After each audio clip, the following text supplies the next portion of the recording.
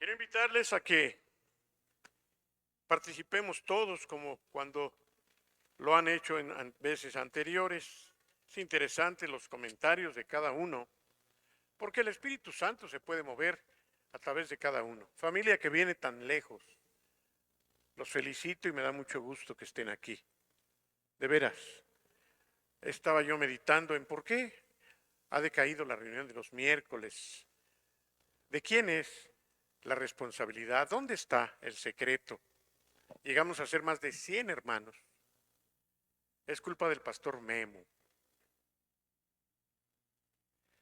¿O es culpa de todos los pastores? ¿O dónde estará la responsabilidad? ¿Nos hemos vuelto más flojos? ¿Qué será? No lo sé. Yo no lo sé, sinceramente. Quisiera saberlo, Val. Quisiera entender cuál es el problema, Johnny, para ponerle remedio, para cambiar, para arrepentirnos donde tengamos que hacerlo también. ¿Sí? ¿Es pecado?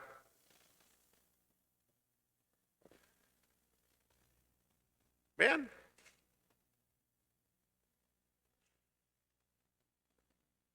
Ni 30. Podemos esforzarnos más. No sé. ¿Cuántos sí podrían estar aquí? Y simplemente, o están muy interesantes las telenovelas.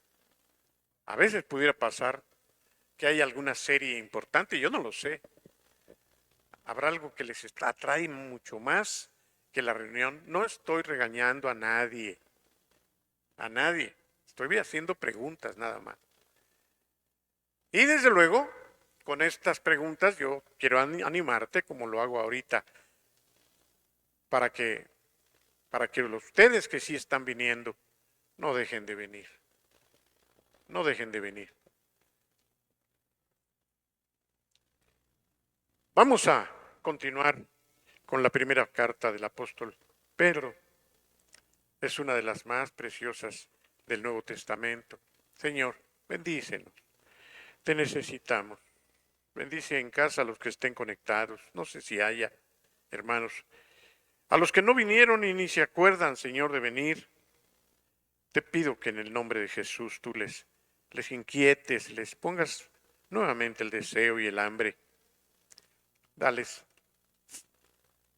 el anhelo de seguir aprendiendo de ti.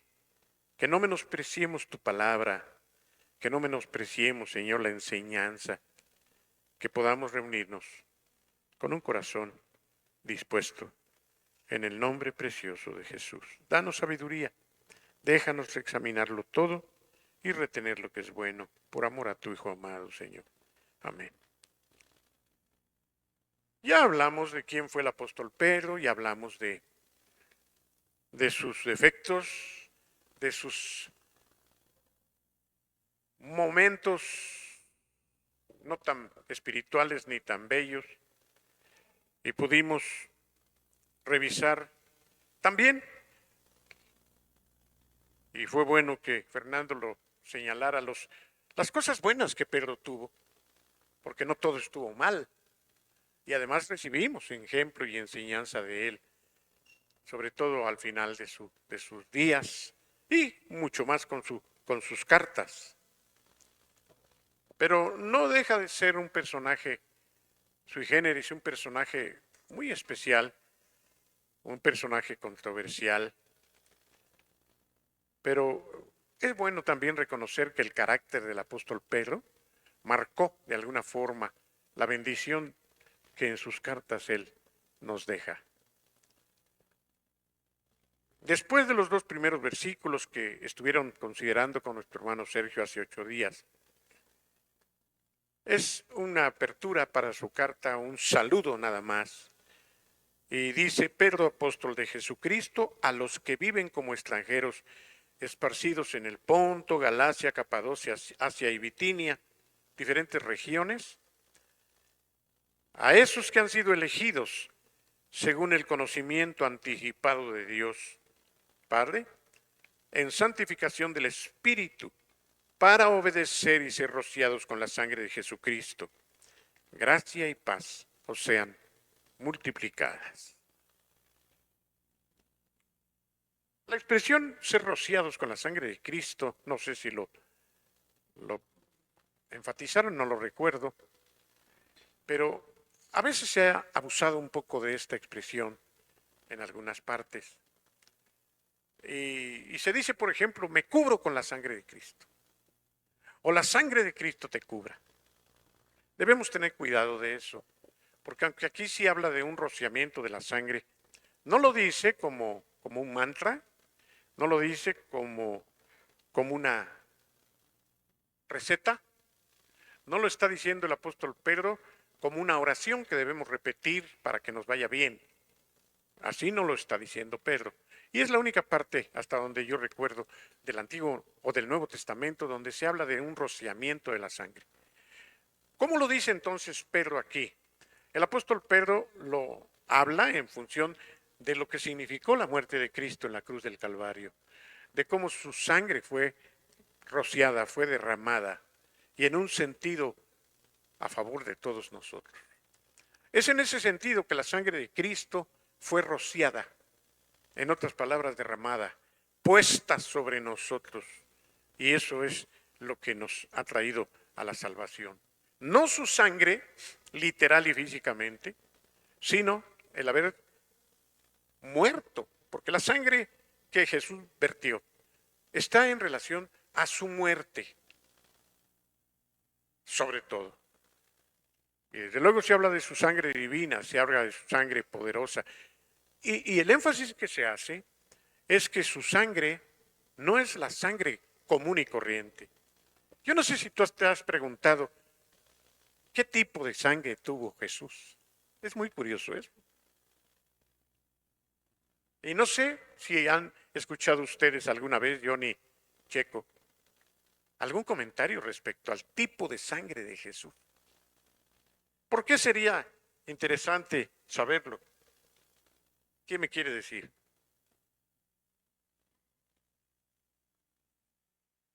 Yo soy sangre O, como casi todos. ¿Pero qué tipo de sangre sería Jesús?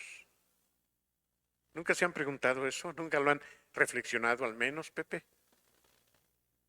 ¿Por qué creen que podría ser interesante o importante?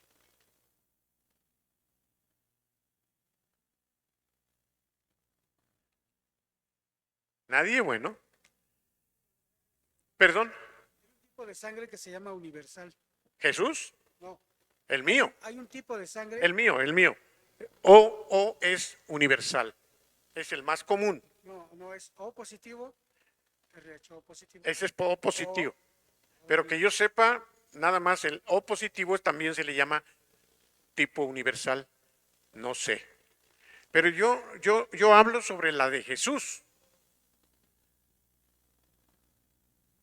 ¿Cuál sería el tipo? ¿Y por qué sería interesante? Cuando menos, si no importante, sí interesante. Miren, Jesús no fue engendrado por un hombre. Y científicamente, médicamente hablando, quien determina el tipo de sangre y sobre todo el sexo es el papá, no la mamá. Hasta donde yo sé, desde luego, me pueden corregir los médicos. El tipo de sangre que tú tienes no lo determinó tu mamá, sino tu papá. Igual que tu sexo. Tú naciste mujer por culpa de tu papá. Para que le eches la culpa a él. Y naciste hombre por culpa de tu mamá. Ya si naciste otra cosa, ese no es culpa de tus papás. O puede ser, ese es otro tema. De manera que entonces sería interesante nada más pensar qué tipo de sangre tenía Jesús, si no fue José quien lo engendró. ¿Cuántos saben que no fue José quien engendró a Jesús? ¿Quién engendró a Jesús? Raquel. Fue el Espíritu Santo. Qué interesante. Fue el Espíritu Santo quien vino, dice la Biblia que solamente hizo sombras sobre María. Y sí, comenzó a crecer un embrión en el vientre de María. Hay cosas ahí muy difíciles de explicar científicamente. Obviamente fue un milagro, es un milagro, un verdadero milagro. Y nosotros como creyentes entendemos y aceptamos y creemos que Jesús no fue engendrado por hombre, sino por el Padre, en María. María fue un vaso. Ahora, ¿utilizó el Señor el óvulo de María? Esa sería también otra cosa que analizar. O ya había puesto simplemente en el útero de María el embrión que comenzó a crecer. La Biblia no dice nada. Yo personalmente creo que usó el óvulo de María, pero que no fue José quien puso el esperma. De manera que entonces estamos hablando de la sangre de Jesús. La sangre de Jesús fue especial, fue divina. Y eso caracteriza ya el poder de esa sangre. Por eso también su sangre derramada nos salva y nos libra de todo pecado. Porque la vida está, dice la Biblia, en la sangre. Y si Jesús vertió toda su sangre, como dice la Escritura, en su sangre estaba la vida y derramó su vida en la cruz del Calvario.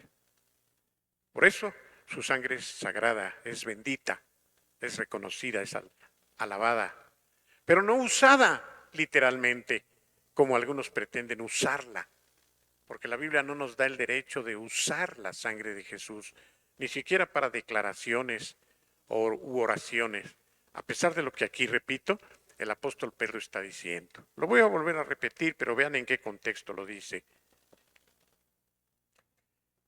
Elegidos según la presciencia, el conocimiento anticipado de Dios Padre, en santificación del Espíritu, para obedecer y ser rociados con la sangre de Jesucristo, o sea, ser salvos por su sangre, gracia y paz sean multiplicadas.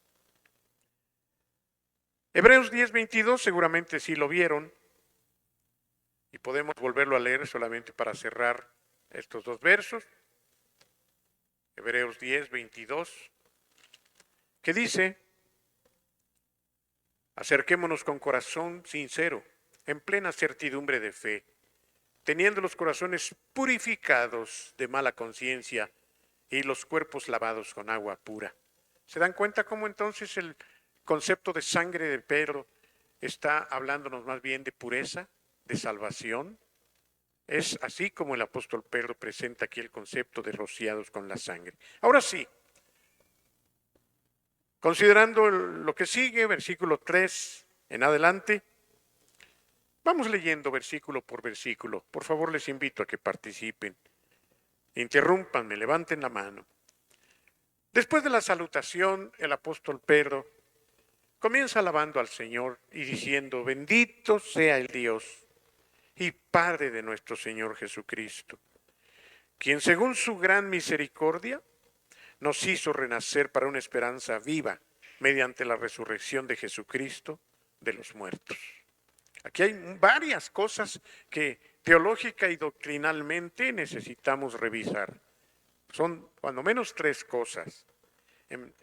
Después de que Pedro está bendiciendo al Padre y reconociendo que Él es el Padre de Jesucristo, hombre, dice que nos hizo renacer para una esperanza viva. No dice que nos hizo nacer, nos hizo renacer. ¿Por qué?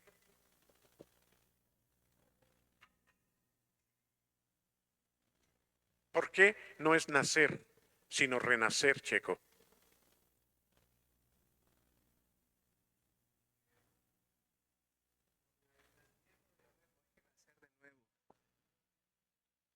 A una nueva vida, ser una nueva criatura. Recuerdo aquel personaje que le dijo, bueno, entonces tengo que meterme en el vientre de mi madre y volver a nacer. Y Jesús le dijo, no, no es así, ¿no? Es un nacimiento en el espíritu, ¿no? No es del que, no es, creo que es ahí donde dice, así como el viento va de un lado a otro y va, sopla hacia donde él quiere, así el que ha de nacer. Sí, muy bien. Todos hemos nacido de papá y mamá. Eso es nacer. Pero todos necesitamos para estar con Dios en la eternidad renacer o nacer de nuevo. Eso es. ¿Se acuerdan lo que el texto que está presentando Sergio? Fueron palabras que Dios le dio a Nicodemo cuando lo fue a buscar de noche. Le dijo, es necesario que renazcas, Nicodemo. Es necesario que renazcas. Por eso Nicodemo le dice, ¿me tengo que volver a meter en el vientre de mi mamá? No, no se trata de eso. Lo que es nacido de la carne es carne. Yo no te estoy hablando de un nacimiento carnal. Y lo que es nacido del espíritu es espíritu. De eso es de lo que te estoy hablando, Nicodemo. Te estoy hablando de que ahora tú nazcas espiritualmente. ¿Cuánta gente en el mundo no ha renacido? ¿Cuánta gente en el mundo solamente tiene vida? Ha nacido, pero lo que necesita es renacer. Y en ese sentido el apóstol Pedro aquí está enfatizándolo. Cuando dice, nos hizo renacer para una esperanza viva.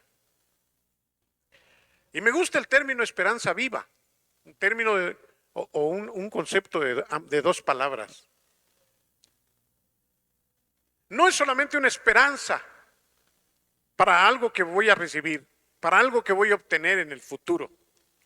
Una esperanza que está pendiendo de un hilo, una esperanza más o menos confiable. ¿Es qué? Una esperanza viva. No es una esperanza muerta. ¿Me podrías decir qué es una esperanza muerta, Shuli?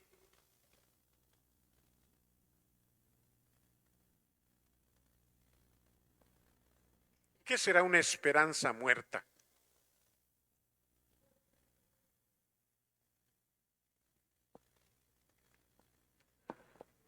¿Mande? No se te oye porque no tienes micrófono hasta acá. Una esperanza muerta, a ver, vayan allá. No es tan difícil, Una hermano. esperanza sin sentido. ¿Sin sentido? Dicho de otra manera, ¿cómo lo diríamos? ¿Qué es una esperanza muerta? Algo que esperaba yo y que ya no se va a dar. Se me murió mi esperanza. ¿A poco es muy difícil decir eso, hermano? Una esperanza muerta es algo que yo tenía como anhelo y, oye, nos casamos, ¿sí? Preparamos todo y de repente sale aquel con su domingo 7. ¿Sabes qué? Ya no me caso. La esperanza que tú tenías de un hogar, de un matrimonio, de una familia, ya se te murió tu esperanza. Pero no es ese el tipo de esperanza que en Cristo Jesús tenemos cuando nos ha permitido renacer. ¿Por qué? Nuestra esperanza está muy viva, no está muerta. Es una esperanza verdadera, es una esperanza real, es una esperanza que no muere, y no muere no por mí, sino por su fidelidad. Y yo te pregunto a ti, ¿de veras esa es la esperanza que tú tienes? Algunos no la manifiestan mucho. ¿Cuál es tu esperanza?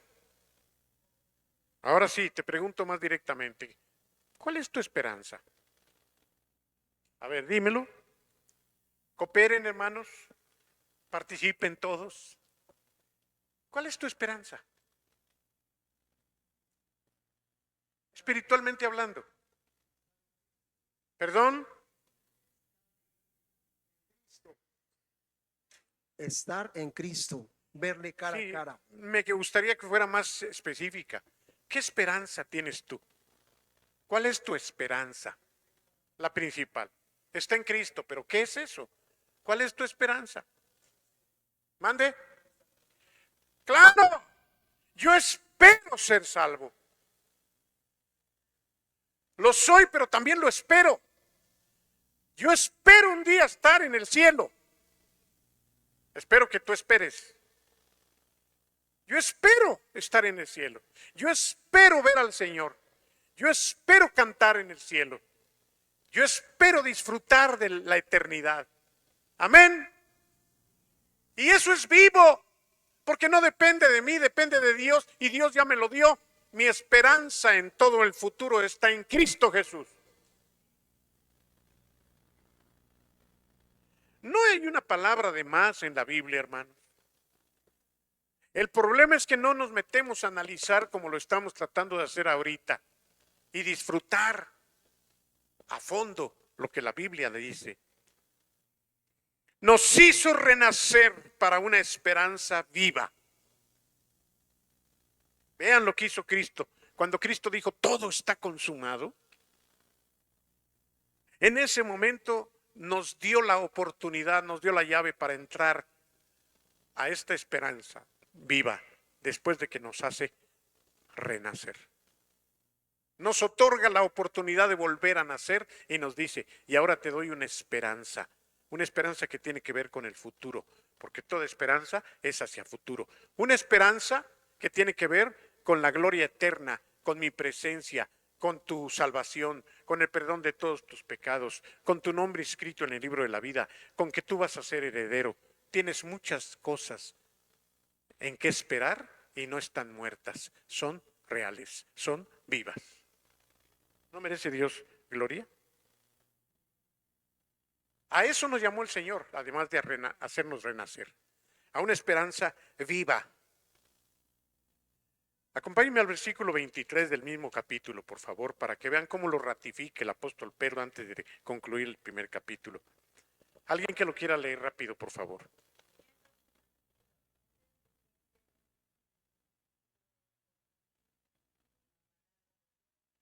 Y permanece para siempre. Otra vez nos está hablando aquí de un renacimiento. ¿Lo ven? Habiendo nacido de nuevo o renacido, y no de una simiente corruptible que se muere y que se pudre, sino de una simiente incorruptible, refiriéndose a Jesús que nunca vio corrupción su cuerpo. Esa es la simiente de Dios. Y además fuimos renacidos a una nueva esperanza por medio de la palabra de Dios que vive y permanece para siempre. Más garantía no podemos tener, hermano. Y esto debiera darnos a nosotros todos los días la alegría de sabernos hijos de Dios, y que hay una gran diferencia con aquellos que van a irse al infierno y nosotros que tenemos ya nuestros nombres inscritos en el libro de la vida. Esa es nuestra esperanza, es viva, es real, porque no depende de un hombre corruptible, sino de un hombre incorruptible que dijo todo está consumado.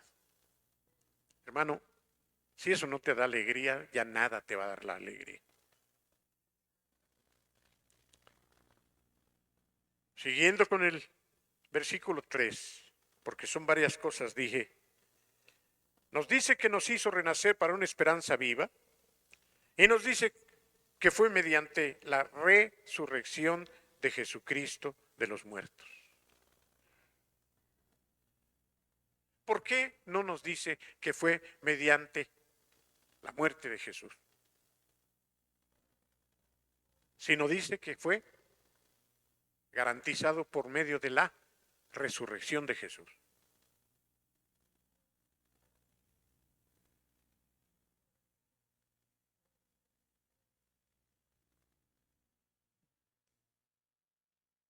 Y ustedes vienen los miércoles. Imagínense los que no vienen. A veces soy muy complicado en mis preguntas quizá y no les doy mucho chance. Vuelvo a hacer la pregunta y vuelven a levantar sus manos. Dice la palabra del Señor a través del apóstol Pedro que fue mediante la resurrección de Jesucristo de los muertos. Mi pregunta es, ¿por qué no dice que fue mediante la muerte de Jesús? ¿Que su muerte no es importante? Telmita.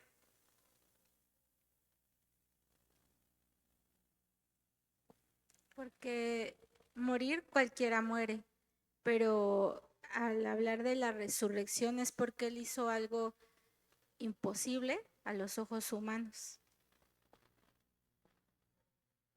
Su muerte fue importante, pero más importante fue su resurrección. Y la Biblia lo dice. Pablo lo escribe a los Corintios, por ahí del capítulo 15 de la primera epístola. Porque había muchos que no creían en la resurrección, como los testigos de Jehová ahora. Por eso esos no están con nosotros, ni podemos tener comunión con ellos.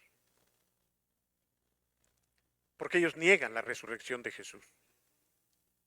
Pero la Biblia establece esto como un punto fundamental, como el cimiento de nuestra fe. Cuando Pablo le escribe a los Corintios, o a los tesalonicenses también, les dice que si nosotros creyéramos solamente en que Cristo murió, seríamos los más dignos de lástima.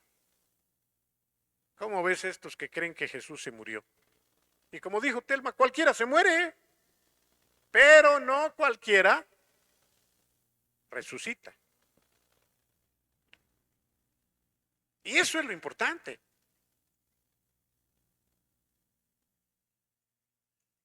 Y Jesús no solo murió por nosotros, que es muy importante. ¿Por qué es importante que murió? Porque Él tomó nuestro lugar en la cruz del Calvario. Él dijo, quítate de allí, Itatí, yo me voy a poner en tu lugar. Tú mereces morir, igual que el pastor, porque son malos y pecadores. Pero yo no quiero que tú te mueras, te quito y me pongo yo. Eso fue increíblemente bello. Se murió en nuestro lugar. Pero si Él se hubiera quedado en la tumba, le hubiéramos dicho a lo mejor, gracias porque te moriste por mí, pero no sirvió de mucho. ¿Por qué no sirvió de mucho, Juan? ¿No? ¿No es por eso?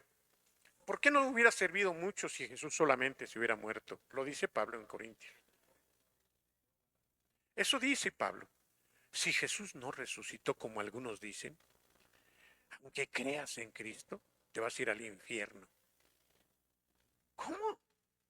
Si es que yo sí creo que Jesús se murió en mi lugar, pero no es suficiente, Juan. ¿Por qué crees que no sea suficiente, Marilú?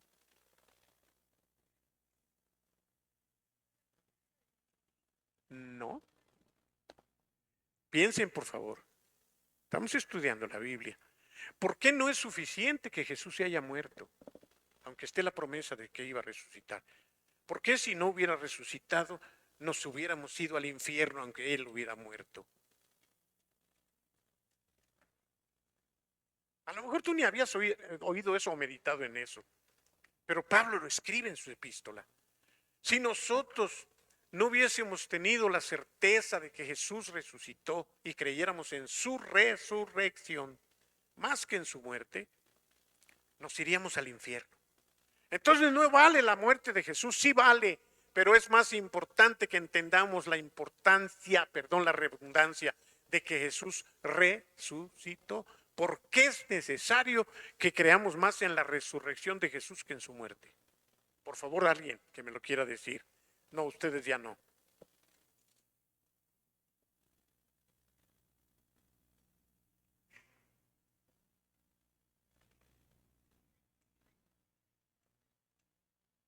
Elma dijo,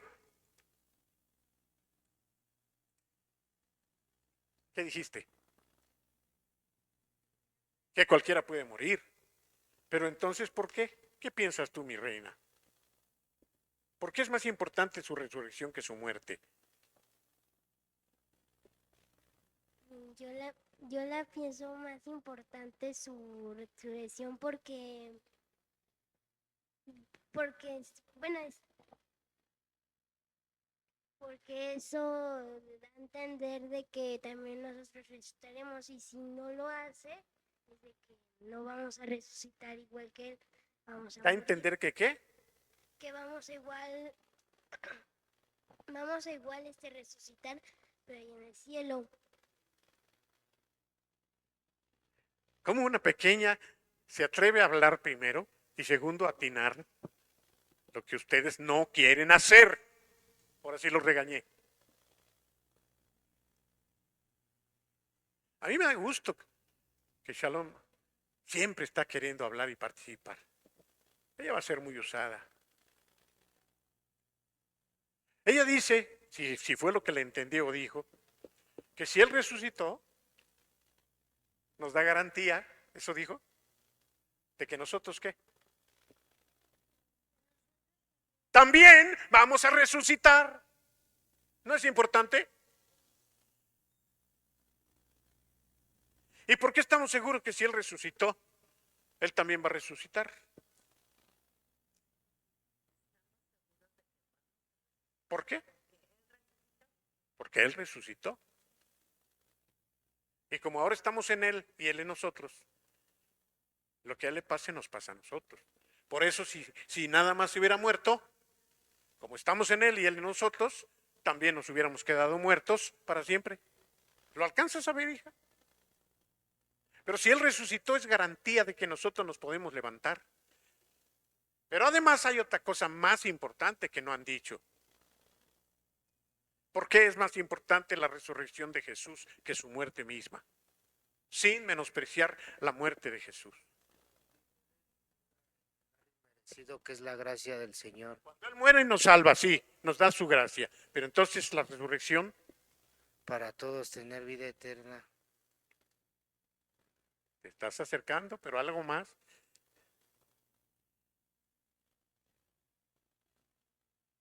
Hermanos, si Cristo no hubiese resucitado, no habría habido victoria, porque la muerte le ganaba. Lo mató y ya se quedó allí como todos. Pero Jesús venció a la muerte con su resurrección. Al resucitar le está diciendo a la muerte, ¿dónde está, oh muerte, tu aguijón? ¿Dónde está tu poder, muerte? Tú me tenías en la tumba y me tuviste 3 días y parecía que ahí yo iba a quedarme, pero yo vencí a la muerte y al 3er día resucitó y al resucitar mató a la muerte. Y si mató a la muerte con su resurrección, la muerte ya no nos puede hacer nada a nosotros. Vean qué importante es su resurrección.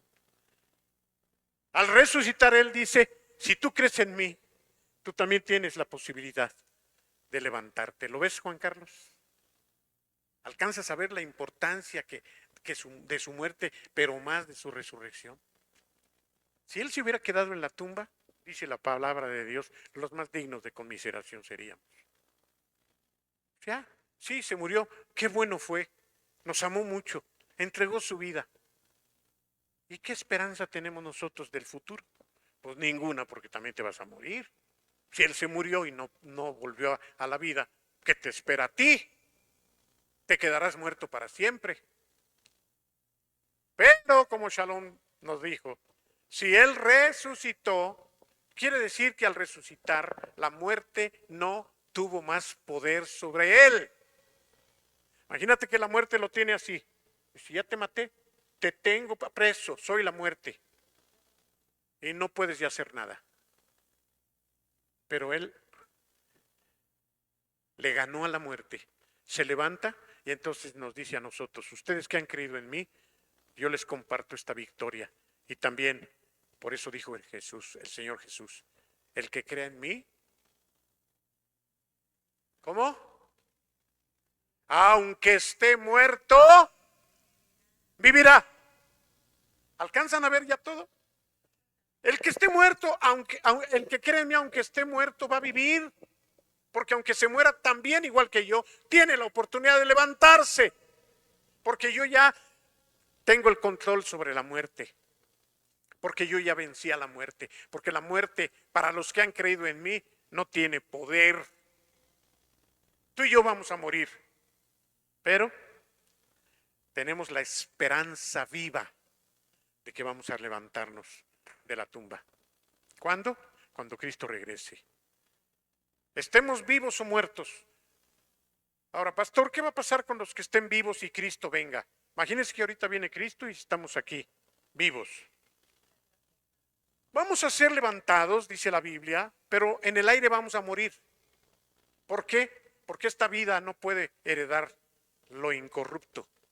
Así como estamos, vamos a levantarnos y en el aire, miren, nos morimos y somos transformados y llegamos con un cuerpo nuevo por la resurrección de Jesucristo. Y yo espero que esta noche quede muy claro, hermano, la importancia de lo que significa no solo la muerte, sino la resurrección de nuestro Señor. Es lo más tremendamente importante. Todo lo que se desató cuando Jesús resucitó. En primer lugar les dijo, al tercer día voy a resucitar. Y se los anunció de muchas maneras. Pasaban por el gran templo, un templo impresionante, y les decían, Señor, mira las piedras de este templo que en tantos años se construyó. Y Jesús les dijo, pero simbólicamente y refiriéndose a su propio cuerpo, destruyan este templo y en 3 días yo lo voy a levantar. Y lo acusaron de eso, porque pensaron que hablaba del templo de piedra, pero él estaba hablando de su templo. Y al tercer día se levantó. Y se levantó con un cuerpo ya glorificado. Podía comer, podía no comer, podía atravesar paredes, podía entrar por la puerta. Ya no estaba limitado a un cuerpo físico, ya tenía un poder como ser humano porque había resucitado, había trascendido. Lázaro fue muerto, lo resucitó el Señor, pero ¿qué creen? Volvió a morir. Lázaro se volvió a morir. Y ahí está en la tumba todavía, sus cenizas, lo que quede de Lázaro. Y está esperando que Cristo regrese para volverse a levantar de la tumba y ser transformado para nunca más volver a morir. A nosotros no nos toca, a no ser que Dios nos conceda morir y que nos resuciten. Podría haber un milagro y volveríamos a morir y a resucitar. Pero la resurrección final, la que nos va a llevar a la presencia del Señor, esa solamente se pudo lograr a través de la resurrección de Jesús. Cuando Él se levantó de la tumba, hermanos, mató a la muerte, al poder de la muerte. Y de la muerte espiritual sobre todo, no solo de la muerte física, porque vamos a resucitar físicamente, pero también vamos a ser resucitados en una renovación de la muerte espiritual. Y miren, voy a decir algo que no se les va a olvidar. Toda persona que muera 2 veces, toda persona que haya nacido 2 veces va a morir solamente una vez. Y toda persona que haya nacido una sola vez se va a morir 2 veces. Lo voy a volver a repetir y me lo explica quien desee. Toda persona, fíjate bien, Juanpi, piénsale. Toda persona que haya nacido 2 veces se va a morir nomás una vez. Y toda persona que haya nacido una sola vez se va a morir 2 veces. Piénsale, ¿me lo puedes explicar? Lo digo por tercera vez, piénsenlo todos. ¿Quién lo tiene ya? ¿Nadie? Toda persona que haya nacido una vez se va a morir 2 veces.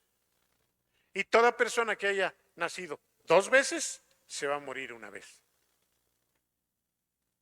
Aquí ya lo tiene, la preciosa. ¿Verdad que sí? Por favor, explícanos eso, mi querida Sofi.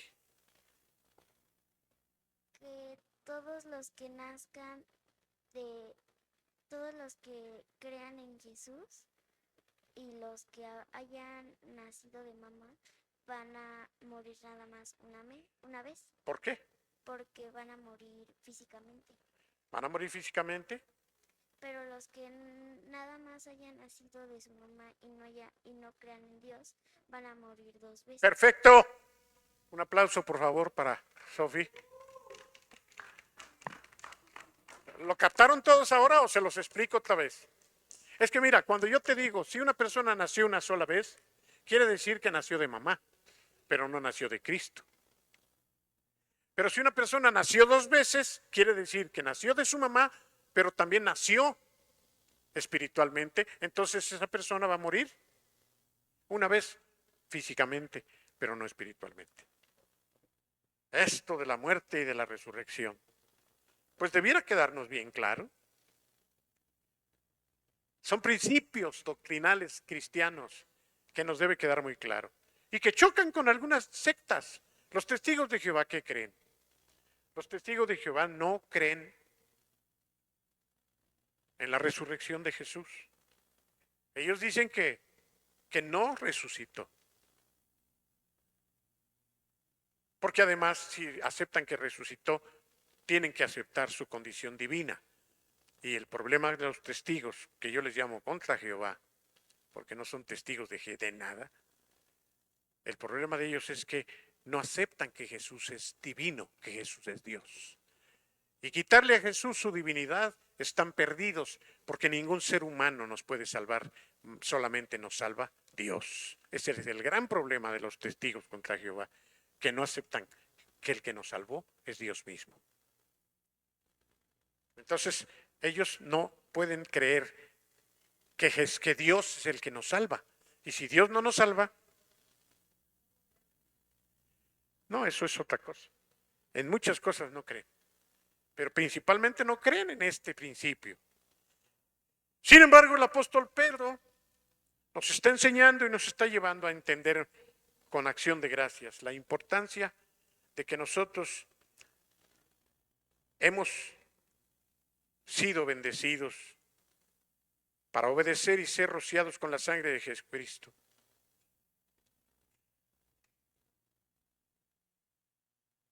Pero dice que nos hizo renacer para una esperanza viva mediante o a través de la resurrección de Jesucristo de los muertos.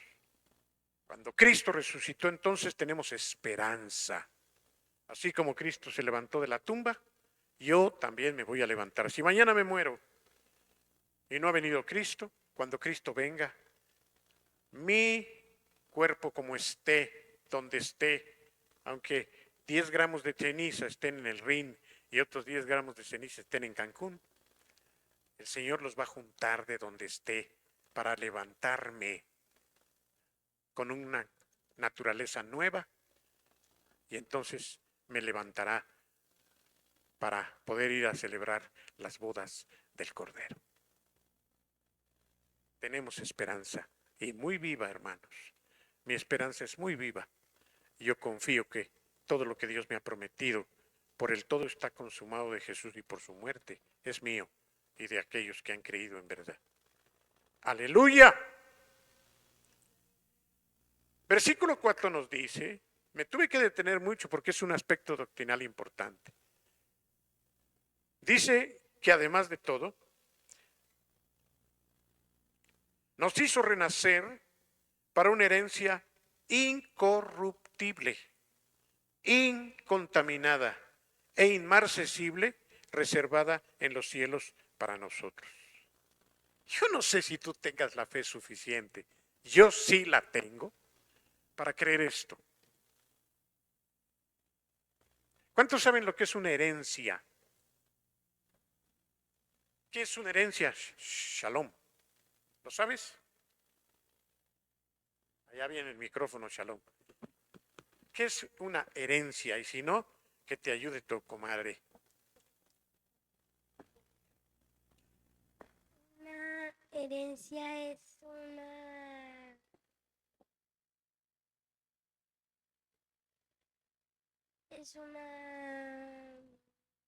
no sé, Está bien. A ver, Sofi, ¿qué te parece que sea una herencia? algo que se da cuando una persona muere. Perfecto, mi Sofi. ¿Es un regalo o es algo que se le da a una persona cuando alguien muere y le deja eso a la persona? Un papá que tiene mucho dinero se muere, pero dejó un testamento y le dice: a Sofi le vas a dejar todos los millones que Checo tiene en el banco. Y le está dando una herencia. ¿Sí? Bueno, ¿sabes que tú eres heredera de Dios? ¿Eh? ¿Lo crees tú? ¿Heredera tú? ¿Heredera tú? ¿Somos herederos? ¿Esa esperanza está viva o no la tienes muy viva? ¿Tú tienes esa esperanza de ser heredero de Dios, Héctor? Eli. Y es que también necesitamos fe para eso. Sobre todo que ahorita a lo mejor estás muy pobre y apenas si tienes para comer y dices: ay, ¿cómo no me adelanta un poco la herencia el Señor? Solo que la herencia que Él tiene para nosotros no se compara con todo lo que en este mundo podamos tener. Y yo prefiero que no me dé nada aquí, pero que me lo guarde para allá. Y así va a ser. Una herencia, pero además fíjense qué tipo de herencia, ¿eh? Chequen lo que dice. Vean qué tipo de herencia. Dice que el Señor nos ha hecho renacer a una esperanza viva para una herencia incorruptible. ¿Qué es incorruptible, Juan Carlos?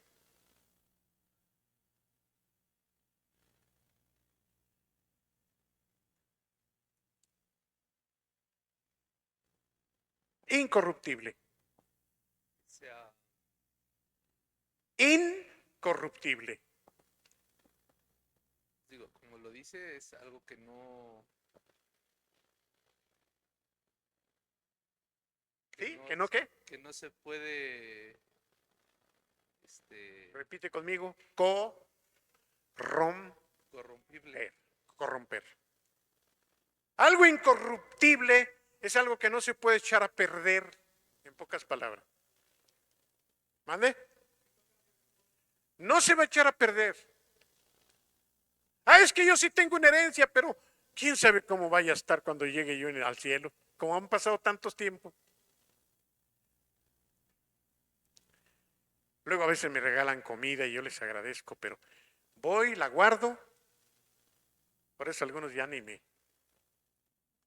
dan nada. Y digo, si tengo yo ahí unos chilaquiles, yo ahorita me los como. Consta que me estoy confesando. Y voy y saco mi bote y lo abro.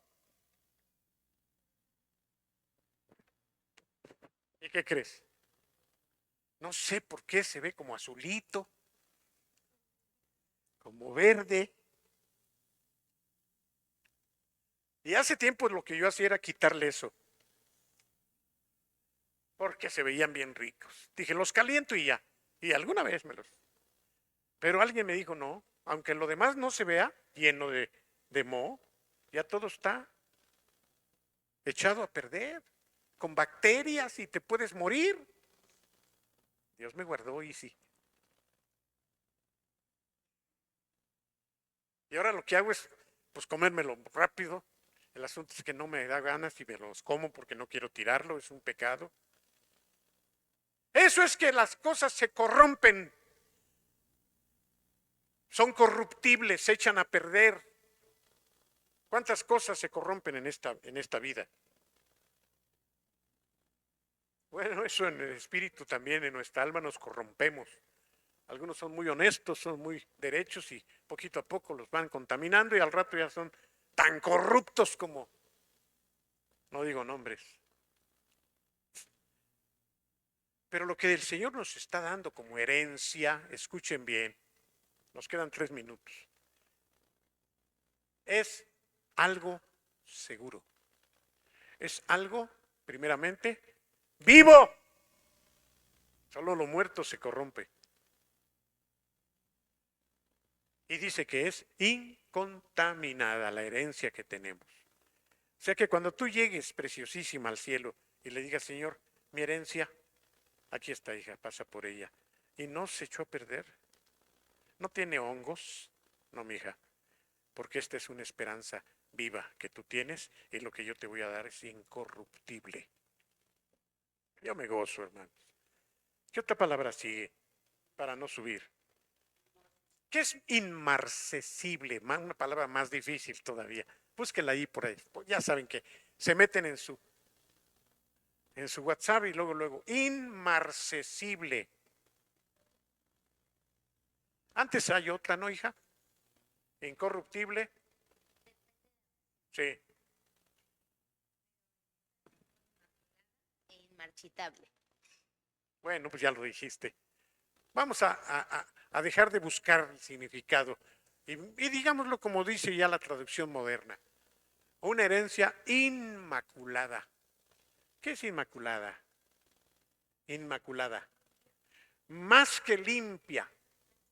Literalmente, Héctor, ¿qué querrá decir inmaculada?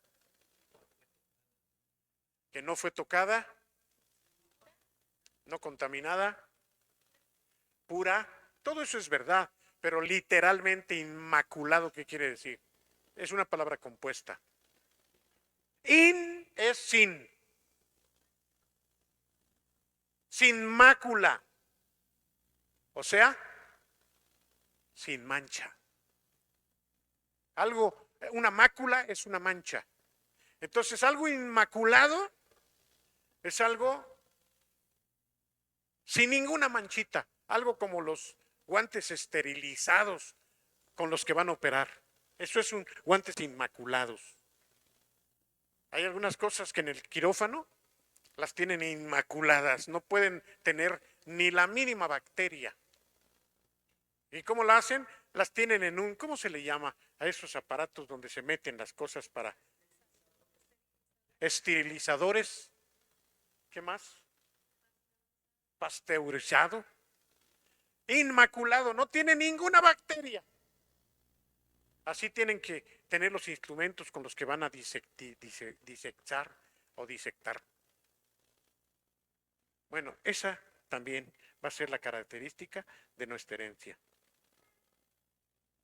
Incontaminada, sin mancha y además, ¿cómo? ¿Y sí? Inmarchitable. Ya les pedí que suban mi maceta porque estas flores que están saliendo ya no, a lo mejor ya no van a abrir porque ya se están marchitando. Y yo quisiera que lleguen, que estén como esta, pero ya se están marchitando porque les falta agua y sol. ¿Marchitarse algo? ¿Qué es marchitarse, Juan? Sí. Que se marchita, ¿qué quiere decir? Yo sé que a veces la idea la tenemos clara, pero explicarla es más difícil. Que se muere, bueno, ya te acercaste, se marchita, se cae. A veces vengo yo con alguna hermana, con algún hermano y los veo muy marchitos. Hermana, levanta el ánimo. Te ves como flor marchita. ¿Qué no tienes a Cristo?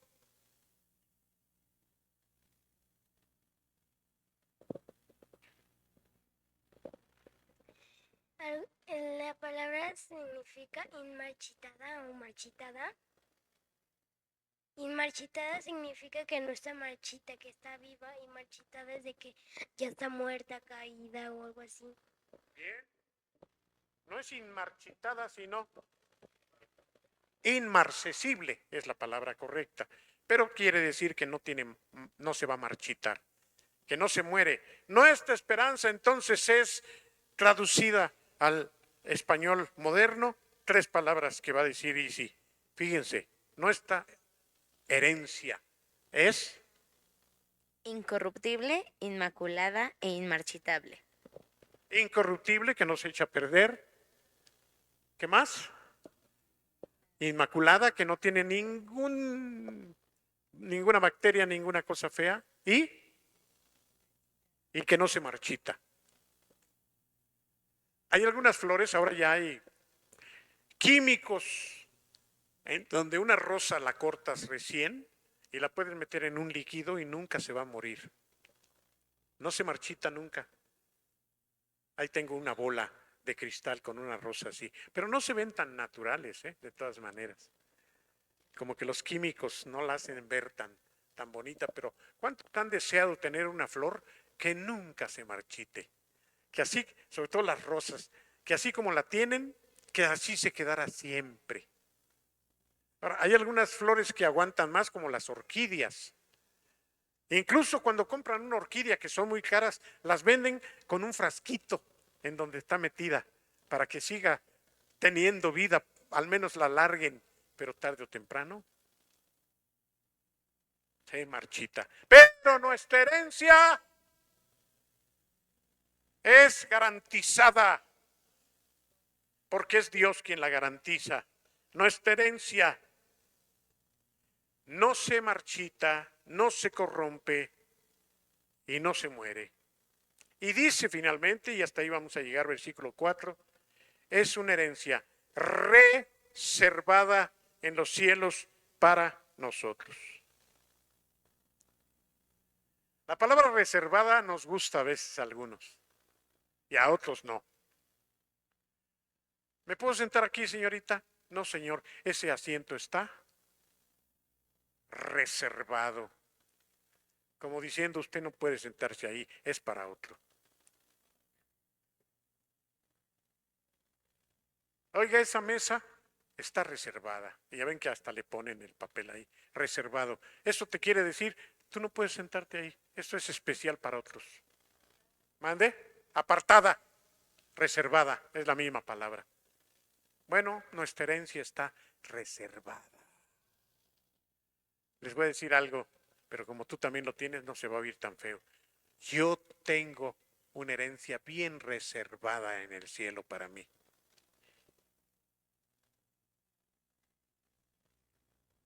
Tengo una herencia reservada. ¿No te da envidia? ¿No te da envidia? ¿Por qué no? Porque tú también la tienes.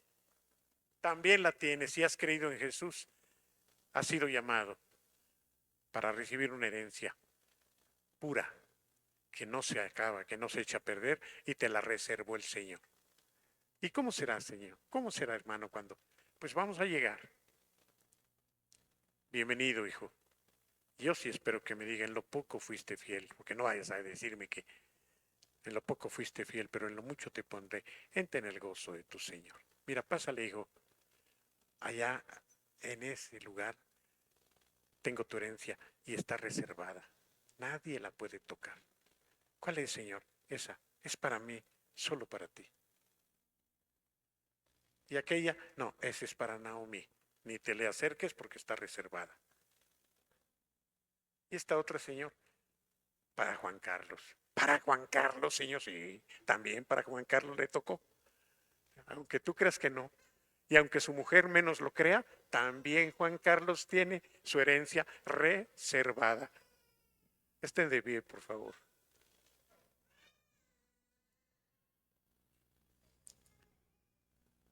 Vamos a orar.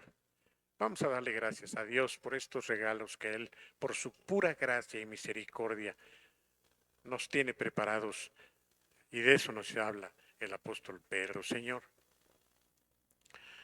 ¿cómo no vamos a agradecerte con cantos? ¿Cómo no vamos a alabarte? ¿Cómo no vamos a estar siempre con un corazón alegre y agradecido? Porque lo que tú prometes lo cumples. Señor, que lo podamos no solamente entender, sino creer y vivir, y que lo mantengamos siempre, porque esto es lo que nos va a dar la alegría de sabernos tus hijos en este mundo. ¿Qué va a impedir que nosotros podamos tener gozo? Ni lo alto, ni lo bajo, ni lo profundo, ni lo grande, ni la vida, ni la muerte. ni los demonios, nada nos podrá separar de tu amor y de la alegría de sabernos escogidos por ti, con herencia incorruptible y que nos esperas para dárnosla, Señor. Danos, Señor, el mantener esta verdad siempre en el nombre poderoso de Jesucristo.